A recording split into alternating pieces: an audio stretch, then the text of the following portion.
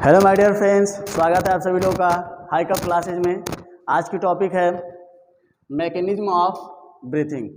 Mechanism of breathing जो काफ़ी important है एग्ज़ाम के पॉइंट ऑफ व्यू से, अतः आप इसे ध्यान से देखिएगा और समझिएगा। ठीक है, तो हम अपने वीडियो को स्टार्ट करते हैं। ध्यान दीजिएगा। Breathing involves the intake of oxygen into the respiratory tract and elimination of carbon dioxide. Breathing जो होता है वो क्या करता है, इनटेक करता है, यानी ऑक्सीजन को इनटेक करता है। किसके द्वारा? Into the respiratory track. Respiratory जो ट्रैक होते हैं उसके द्वारा ऑक्सीजन को इनटेक करता है और उसी ट्रैक के द्वारा कार्बन डाइऑक्साइड को एलिमिनेट करता है। ठीक है, बाहर निकालता है उसी ट्रैक के द्वारा। ठीक है, तो ये ब्रीथिंग होता है। ब्रीथिंग इन्वॉल्व करता है, क्या करता है, दोबारा ध्यान से सुनिएगा। ब्रीथिंग जो होता है कार्बन डाइऑक्साइड को छोड़ना और ऑक्सीजन को लेना। ठीक है, यानी ऑक्सीजन को लेना और कार्बन डाइऑक्साइड को बाहर निकालना, ये प्रोसेस जो होता है वो आपका ब्रीथिंग कहलाता है। क्या कहलाता है? ब्रीथिंग कहलाता है। ध्यान दीजिएगा। अब ब्रीथिंग जो होता है वो किसके द्वारा होता है? तो रिस्पिरेटरी सिस्टम के द्वारा ब्रीथिंग होता है। अब इसमें बहुत सारे ऑर्गन्स इन्वॉल्व होते हैं। इसके पहले वाली वीडियो में ऑर्गन्स के बारे में अच्छे से डिफाइन किया गया है, अतः आप उस वीडियो को जरूर देखें। ठीक है, नेक्स्ट हमारा the intake of oxygen is called inhalation और इंस्पिरेशन, यानी ऑक्सीजन को इनटेक करना। ऑक्सीजन को क्या करना? इनटेक करना, यानी ऑक्सीजन जब हम लेते हैं उस प्रोसेस को बोला जाता है इनहेलेशन या इंस्पिरेशन बोला जाता है। ठीक है, इंस्पिरेशन किसे बोला जाता है? तो ऑक्सीजन को लेना। The elimination of carbon dioxide is called exhalation और एक्सपिरेशन, मतलब कार्बन डाइऑक्साइड को बाहर निकालना। ठीक है, रिस्पिरेटरी ट्रैक के द्वारा कार्बन डाइऑक्साइड को बाहर निकालना, यह प्रोसेस कहलाता है आपका एक्सहेलेशन, और इसे हम दूसरे नाम से क्या जानते हैं? एक्सपिरेशन। सेकंड नाम क्या है इसका? एक्सपिरेशन। ठीक है, तो एग्जाम में आपको कोई भी पूछ सकता है, एक्सहेलेशन भी पूछ सकता है और एक्सपिरेशन भी पूछ सकता है। ठीक है, उसी प्रकार यहाँ पर एग्जाम में इनहेलेशन भी पूछ सकता है, इंस्पिरेशन भी पूछ सकता है। तो इनहेलेशन और इंस्पिरेशन का दोनों का मतलब सेम होता है, ऑक्सीजन को लेना, ऑक्सीजन को इनटेक करना। ये आपका किस में आता है? तो इनहेलेशन में आता है या इंस्पिरेशन में आता है।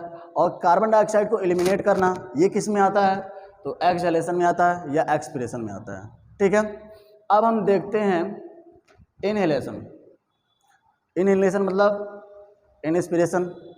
ठीक है, तो क्या होता है? During inhalation the intercostal muscles pull the ribs outward. इसके प्रीवियस वाले वीडियो में इंटरकॉस्टल मसल के बारे में अच्छे से डिफाइन किया गया है, आप उस वीडियो को जरूर देखें। ठीक है, ध्यान दीजिएगा। तो इंटरकॉस्टल जो मसल होता है, यानी रिब्स के जो बीच में गैप पाया जाता है, उस गैप में मसल्स होता है। उस मसल को बोला जाता है इंटरकॉस्टल मसल। क्या बोलते हैं? Intercostal muscles. जब हम लोग सांस लेते हैं यानी इनहेलेशन करते हैं, तो वो जो होता है रिब्स को आउटवर्ड खींचता है, बाहर की तरफ खींचता है। जो बाहर की तरफ खींचेगा तो हमारा लंग्स क्या होगा, यानी जो हमारे रिब्स होंगे वो फैलेंगे, और जब फैलेंगे तो हमारा डायफ्राम क्या हो जाएगा? फ्लैट हो जाएगा। डायफ्राम क्या हो जाएगा? फ्लैट हो जाएगा।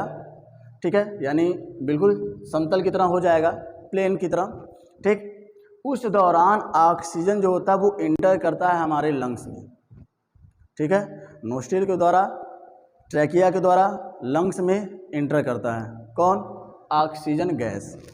ठीक, and at the same time diaphragm become flat.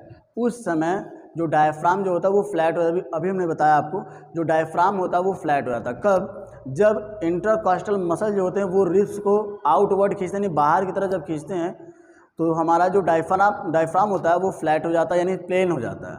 ठीक है, देखिए ध्यान से। Due to this moments the volume of the thoracic cavity increases, but this create a low pressure area inside the cavity। अब इस दौरान होता क्या है? इस दौरान होता है कि जो थोरैकिक कैविटी की जो एरिया होती है वो इंक्रीज हो जाती है। थोरैकिक कैविटी जो होता है हमारे पूरे लंग्स, जो रिब्स वगैरह जितने भी आते हैं ये थोरैकिक कैविटी के अंदर आते हैं। ठीक है, तो ये क्या होते हैं, इनका एरिया इंक्रीज हो जाता है। जब एरिया इंक्रीज होगा, ठीक है, और वहाँ पर प्रेशर कम हो जाता है, यानी हमारे लंग्स में प्रेशर जो होता है वो कम हो जाता है। और हमने देखा भी है जब प्रेशर कम होता है तो वहाँ पर एयर भरना स्टार्ट हो जाते हैं, ठीक है। तो ऑक्सीजन गैस हमारे लंग्स में इंटर करने लगते हैं। कब? जब हमारे लंग्स का प्रेशर कम हो जाता है, ठीक है। लंग्स का प्रेशर कम हो जाएगा तो कैविटी में एयर भरना स्टार्ट हो जाते हैं। क्लियर है? We know that air always move from an area of high pressure to an area of low pressure. हमको पता है कि जो एयर होते हैं वो किधर मूव करते हैं, हाई प्रेशर से लो प्रेशर की तरफ। किधर मूव करते हैं? हाई प्रेशर से लो प्रेशर की तरफ मूव करते हैं। So air from outer atmosphere rush into the thoracic cavity through respiratory track. अब क्या होता है, एटमॉस्फेयर में प्रेशर हाई हो जाता है और हमारे लंग्स के यानी हमारे लंग्स में प्रेशर लो हो जाता है। तो एयर जो होते हैं वो क्या करते हैं, हाई प्रेशर से लो प्रेशर की तरफ मूव करते हैं। किधर? हाई प्रेशर से लो प्रेशर की तरफ मूव करते हैं और ऑक्सीजन गैस हमारे लंग्स में भरना स्टार्ट हो जाते हैं। This is called inhalation. इस प्रोसेस को हम लोग बोलते हैं इनहेलेशन। कब? जब ऑक्सीजन गैस हमारे बॉडी में इंटर करता है, ठीक है। सेकेंड हमारा है एक्सहेलेशन। क्या होता है एक्सहेलेशन, इसके बारे में हम लोग देखते हैं। During exhalation the intercostal muscles pulls the ribs inward. Exhalation में क्या होता है, जो इंटरकॉस्टल मसल होता है वो रिब्स को इनवर्ड पुल करता है। किधर करता है? इनवर्ड पुल करता है, अंदर की ओर पुल करता है। And at the same time diaphragm again become dome shaped. तो जब हम इंटरकॉस्टल मसल्स एक्सहेलेशन को इनवर्ड पुल करेगा तो एरिया क्या हो जाएगा, कम हो जाएगा। यानी जो लंग्स का जो एरिया होगा वो क्या हो जाएगा, वो कम हो जाएगा, नहीं वहाँ पे प्रेशर बढ़ जाएगा, ठीक है। और जो डायफ्राम होगा वो डेमो शेप, मतलब ऐसे कुछ शेप में, ध्यान दीजिएगा, कुछ ऐसे शेप में हो जाता है, ठीक है, ऐसे शेप में, डेमो शेप में हो जाता है। आया समझ में? सेकेंड पॉइंट हमारा, due to this moments the volume of thoracic cavity decreases. अब इस मोमेंट के कारण जो थोरैकिक कैविटी का जो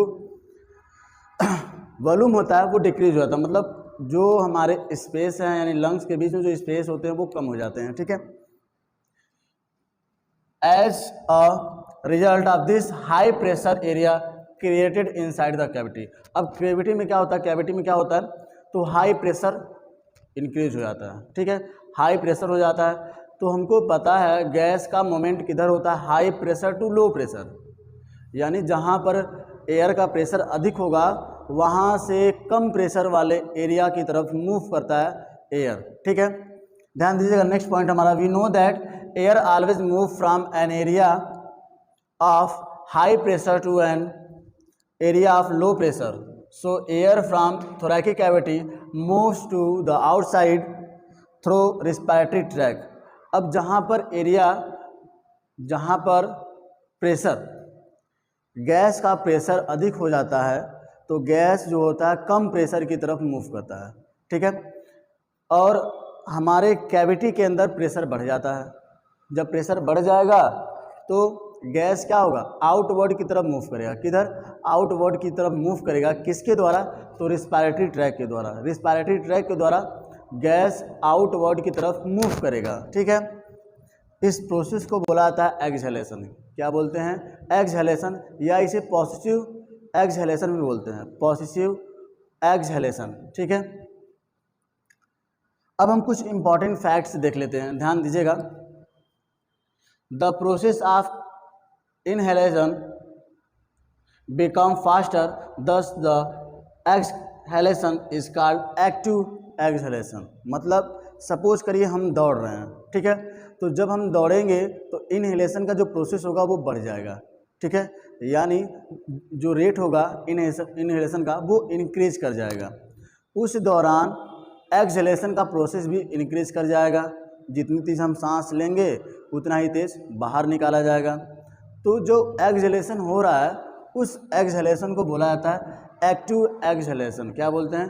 एक्टिव एक्सहेलेशन। दोबारा सुनिएगा ध्यान से कि जब हम लोग रनिंग करते हैं तो रनिंग करने के दौरान क्या होता है, the process of inhalation become faster, तो फास्टर हो जाता है क्या, इनहेलेशन।